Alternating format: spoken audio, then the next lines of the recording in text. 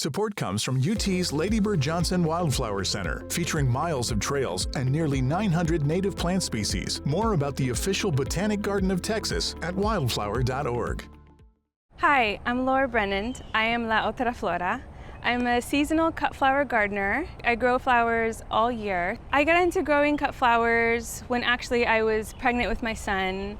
I didn't have a lot of time to be planting and harvesting, so I decided to put some spring bulbs into the ground.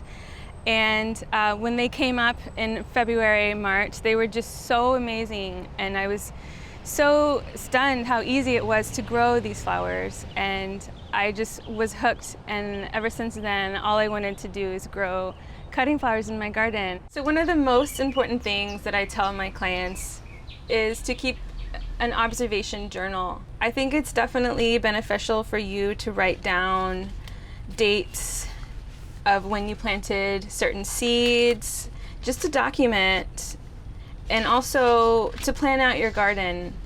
You can make any kinds of notes. Maybe when something's first started blooming, you can write down when it bloomed. It gives you a good range of how long that plant took to grow from seed to flowering. I also keep a calendar that keeps me on track of when I need to put things in the ground or when I need to take things out. So I like to organize and store my seeds in a box, and I like to organize them by season. So these are my fall planted seeds. So I have some sweet peas, I have some pansies that I'm gonna put out very soon. And on this side I have my warm season. So I have some sunflowers, some cosmos, and in the front here I have my wildflower seeds that I'm gonna plant out very soon. And also some seeds that I've planted out and saved, seeds that I've saved from past seasons. So now that it's October, it's time to get ready for spring planting. In this bed I had some hot peppers, I have some leftover strawberries that I left, and actually behind me is one of my favorite flowering vines, the hyacinth bean vine. It's such a prolific vine and it comes back every year. The flowers are so fragrant and beautiful and actually edible, and I use them in some edible things, salads. So in this bed, I just cut the peppers down to the surface line, and I didn't want to disturb the soil too much, but I did add some compost. I sifted it with my hands. I just got it nice and fluffy again. And now I'm gonna plant some Nigella seeds. This is one of my favorite spring flowering flowers. You want to look at the back of the packet. It tells you information on how deep and how far you can plant them. So the Nigellas say that you barely cover. I'm just going to plant a few. You can use like a pencil or a chopstick, but you just make little holes, and I plant them maybe 6 inches apart. And I plant 2 or 3 seeds in each hole here. And then I lightly cover and pat down, and then I usually water right after. So October is the best time to plant flowering spring bulbs. So I have here some narcissus that I'm gonna plant. This is the early cheer variety. It's extremely fragrant and just so beautiful. I also have some anemone corms that I'm soaking to rehydrate. If you want to plant these anytime in October, I like to pre-sprout them in a plastic tray just to kind of get them a little bit of a head time to grow. And they're super easy. They come up nice and beautiful in the spring. I also like to start some seeds in trays. The reason why I like to start in trays is because I like to get a head start on some seeds that I can't grow in the garden yet. So, and also sometimes when I direct sow some seeds, some of them don't come up or squirrels dig them up, so I always like to have some backup.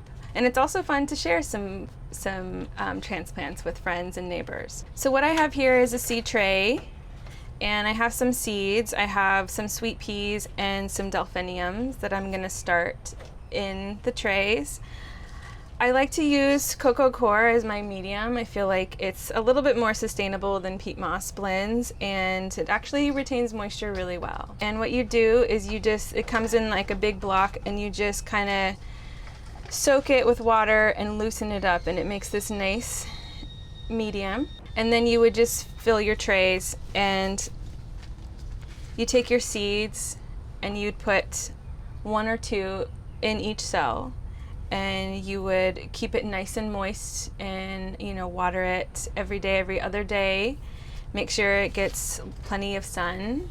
I have a greenhouse, but you can also just put it outside. Whenever you want to put them in the ground, they need to be at least a few inches tall. They definitely need to have their second set of true leaves out and set.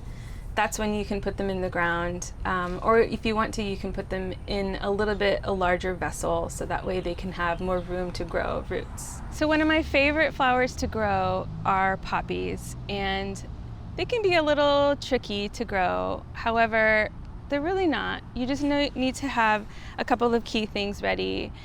The most important thing you need is your soil preparation. Poppies need this super soft, fertile, fluffy soil. So you're going to want to work your soil to make it nice and fluffy. And the second thing is when to plant it. I usually plant somewhere in November. There's an old garden's tale that in order to get successful poppies, you need to find the dreariest, rainiest, ugliest day in November, and that's when you plant your poppies. The soil needs to be nice and moist, and the reason is because the poppy seeds are so tiny, and they can get easily washed away or dried out. So this nice moist soil is going to be the key to germination. So whenever you plant, you want to have your soil ready, and they are super tiny. I mean, like, they look like dust. So you're going to want to just scatter them very lightly on the surface of your site. And so I like to actually plant on the line of my drip irrigation, so I know that it's going to be moist and I can control that moisture. So I'm not even going to make a hole. I'm just going to scatter 1 or 2 seeds here, and then get a couple more, and then 1, 2 here, and then a couple, and then some more. And that's all you really need to do. If it's raining, you definitely want to keep the soil as moist as you can every day. It needs to be consistently moist. They're extremely cold hardy, so they can definitely take light frosts. If you want something really beautiful and showy, I recommend the Lauren's Grave, the Black Swan. These are your opium poppies, your Soniferum. California poppies is also just something really bright and showy you can put in a garden, very prolific. And one of my favorites is the Amazing Gray, the Mother of Pearl. These are your Shirley poppies, the Rohias. These are beautiful, not the best for cutting. If you want to grow cutting poppies, I definitely recommend your Champagne Bubbles, your Iceland variety. That's the Nudicale variety. And they grow really thick, strong stems, and they last a long time in a vase. One of my favorite reasons why I like growing cutting flowers is because they bring so much beauty to the outdoors, but you can also cut them and bring them inside and enjoy them. I really love sharing them with my friends, my neighbors, and I actually sell them on occasion when I have enough in the garden. If you'd like to follow me on my journey, you can follow me on Instagram at La Otra Flora. I also have a website, laotraflora.com, and it's been really fun, and I love it so much.